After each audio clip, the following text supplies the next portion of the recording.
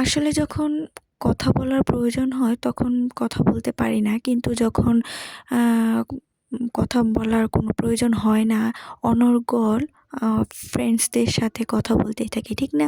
ঠিক তেমনই ভিডিও যেমন তেমন করি না কেন, কিন্তু ভিডিওতে ভয়েস দেওয়াটা আসলে খুবই কষ্টকর এবং অ্যাম যাই হোক, আপনারা সবাই জানেন যে আমি আসলে আমার ভিডিওটা আসলে কী কারণে। তো আজকে আমি একটা চাদর আর্ট করব, আর সেটা মূলত আমার নিজের জন্য। আমি বলে রাখছি যে চাদরটা আর্ট করার জন্য বেসিক কোনো জ্ঞান বা মৌলিক জ্ঞান আমার জানা নেই। তবুও আমি কৌতূহলবশত নিজেই ট্রাই করলাম। আসলে এই চাদরগুলো মূলত অনলাইন থেকে অর্ডার দিয়ে নিয়ে আসা বা মানে খুবই টাফ। সো এটা পাওয়া যায় না। সো এগুলা যদি আপনারা অনলাইন থেকে অর্ডার দিয়ে শুধু নিয়ে আসেন, তাহলে আপনি নিজেই নিজেরটা সুন্দর করে নিজের মতো করে আর্ট করতে পারবেন। যদিও আমারটা প্রথমবার আর্ট, তো তেমন একটা বেশি একটা আমি মানে কুল কিনারা করতে পারি নাই আরকি।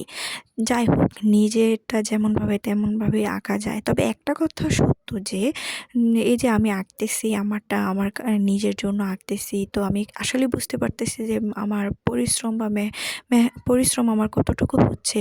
কিন্তু আমরা যখন অনলাইনে কোনো কিছু অর্ডার করি, এটা আমরা সবাই করে থাকি।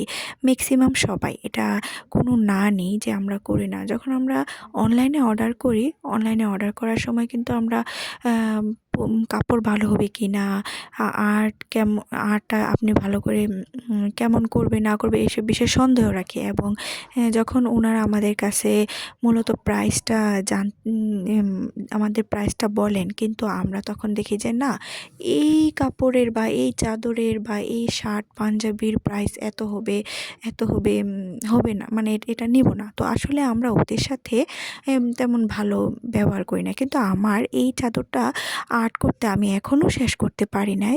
যার কারণে মানে পুরো চাদরের ভিডিওটা আমি এখনও আপনাদের কাছে শেয়ার করতে পারবো না। যদিও যেমন হয়েছে নিজেরটা নিজের মতো করে ইনশাল্লাহ আমি মনে করি যে ভালোই লাগতেছে আপাতত।